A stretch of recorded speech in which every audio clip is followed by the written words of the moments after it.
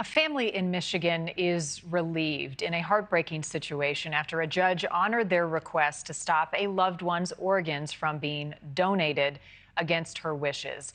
The young woman's name is Jasmine Phillips, and she went to the hospital on Valentine's Day with a headache. And sadly, she was pronounced dead 2 days later because of fluid around her brain.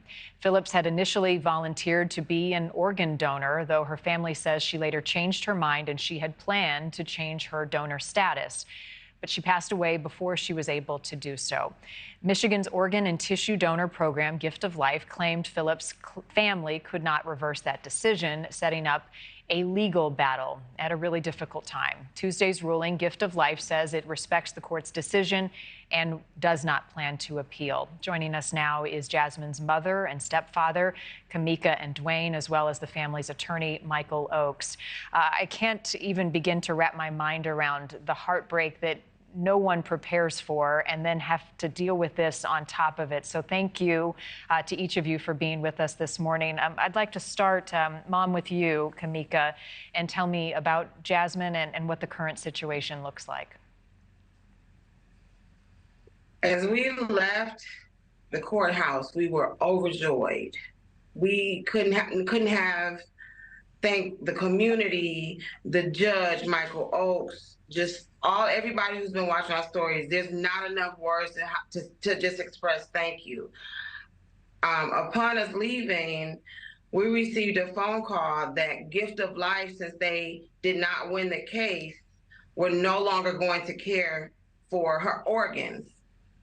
What Gift of Life did was stop the Medicaid and Trinity Health. They stopped the Medicaid, and that means Jasmine no longer has insurance. Stopping the Medicaid means they have reduced the care for her. I spoke with the hospital. Right now, currently, as of last night, her blood pressure went down, her heart level has changed, so many of her vitals has changed, and the doctor on call did not do anything to administer medicine. She's taking a turn for the worse because of the care she's receiving right now. So we were not at home. We're here in the hospital room, so I do apologize. But we had to get here because of the time she took. Since I've been here at 8 o'clock and I'm expressing my concerns, they're giving her some insulin, they're giving her things for her blood pressure, but everything drastically changed overnight because Gift of Life walked out in the state that she was declared in. They feel like they shouldn't have to do anything more for her. Right. So we're in a tough battle, and our battle is not over. No, it's certainly not, and I'm so sorry that you all are facing this. So they are keeping her on life support, but no longer providing care, optimal care? Is that my understanding? Bare minimum. Bare minimum. Okay, and the reason, and just so I'm clear, the reason, Kamika, they were providing care was to harvest her organs. She has been declared dead? She was declared dead as of Friday. Yes, that is correct. And Gift of Life was harvesting her organs.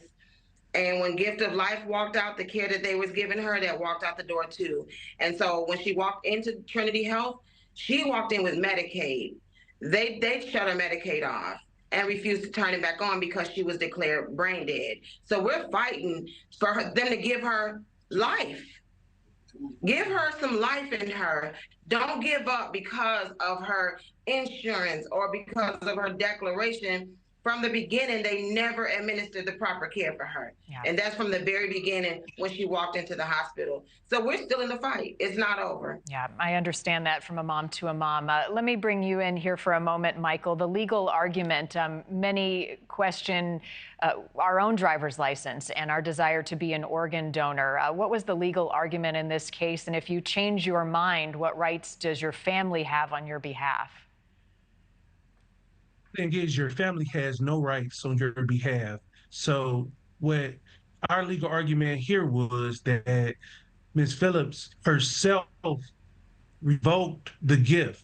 So although she had made that election 10 years ago on her driver's license, she revoked the gift while on her way to the hospital. She expressed to family and a friend that she had a concern that if the hospital saw that she was an organ donor, they would be quick to pull the plug on her, essentially.